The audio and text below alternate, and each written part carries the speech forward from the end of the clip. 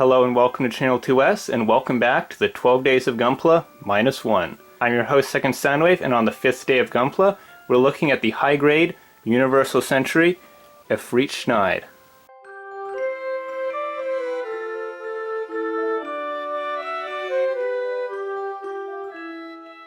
The Efreet Schneid was one of actually a few really kind of random choices for high-grade Universal Century kits we got this year, but it was certainly not an unwanted one. It just showed up in a magazine one month and people were kinda hyped about it. I know I was personally very excited for the high-grade Efreet Schneid since I'd already built the Re-100 Efreet Custom and I absolutely loved it. So I think it's safe to say that I was sufficiently hyped when I finally built the high-grade for myself just a few days ago. When I was building this kit, I can definitely say that I did enjoy building the Efreet itself. The knives, though, got just a little bit tedious since you basically have to put the same two parts together 18 times in a row. Building the knives for this kit was definitely on the tedious side, but I will commend Bondi for making the knives the way they did because every single one of them has a separate blade. Unfortunately, that's where the good color separation ends. Well, okay, maybe it doesn't end completely. There is some nice white trim around the shoulders and around the feet, but there's also some pretty bad stickers. There are 1, 2, 3, 4, 5 areas on this kit that rely on pretty crappy looking stickers for their color separation. And do notice that I said 5 areas and not 5 stickers because most of these are covered by more than one. Now yes, the gray hose connector along the top of his waist is a single sticker, but then you have things like the crotch thruster, which is actually 3 stickers. There's a little black sticker in the middle, there's an orange sticker around it, and another one that goes in the front, as is slightly obvious by the little gap between the two. The feet are a similar case where there's an orange sticker running around the edge of the thruster and then a black sticker slapped right in the middle.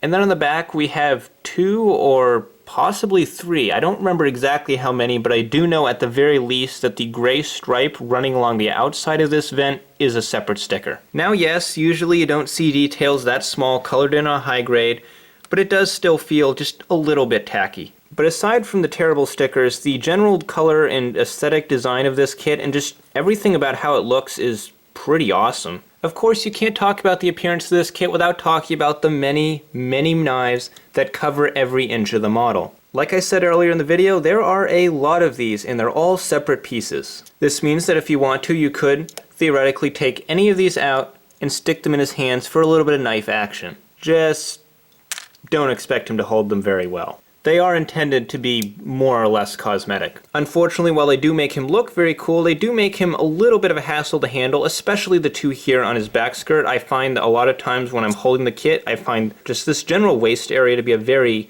natural place to hold it, and that puts your hands right on here, and if you push, it's pretty easy to knock these out. I also find this is a problem, although to a much lesser extent, with the knives on the shoulders and on the forearms, since those are very natural places to grab the kit as you're posing it around. And speaking of posing, we should take a look at his articulation, since that was another point where I had pretty high hopes for this kit. His head barely wiggles up and down. Fortunately, it's got a pretty great rotation. The top of his head can be taken off, which allows you to access a lever for moving his mono eye, but it's kinda pointless because, at least on my copy, his mono eye is so freaking loose that really all you have to do is this.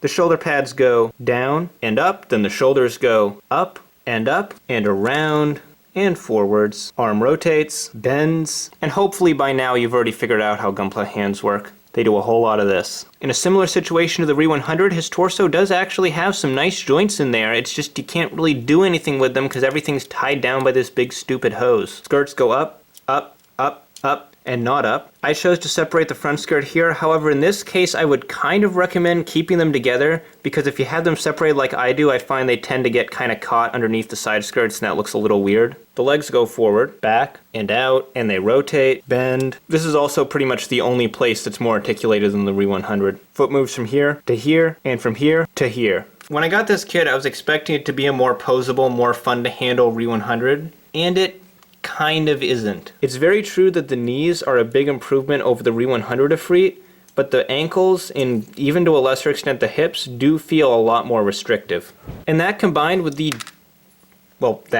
makes this not a very fun kit to pose. For accessories, the Efreet Schneid of course has several knives all over his body. As I pointed out earlier, he can't really hold them very well, but if you really want to use them, they're there for the using. But the real accessories of the Efreet Schneid are this and these. If you've ever built any other kind of kit that uses this bazooka, you know exactly what it does. It's a pretty common standard issue Xeon weapon. The kit includes a right trigger hand to hold it, and it moves in all the places you'd expect it to. The activated heat knives he comes with are unlike the ones on his body in that they're designed to be held in his hands, so the handles are wider, and in addition the blades are a very nice looking translucent orange. The knives are pretty fun to use. It's not that often that you see a mobile suit with knives as its primary weapon, and because there are knives everywhere on this model, there's a lot of different really cool knife drawing poses you can do. The Efreet Schneid really is a good kit. Is it another 10 out of 10 knock it out of the park masterpiece like some of the other kits we've gotten this year? No, but it still does more than enough right to get a thumbs up. I'm Second Soundwave, thanks for watching. Leave a like if you enjoyed this video, and be sure to stick around because tomorrow we'll be continuing the 12 Days of Gunpla -1. Take care, and I'll see you then.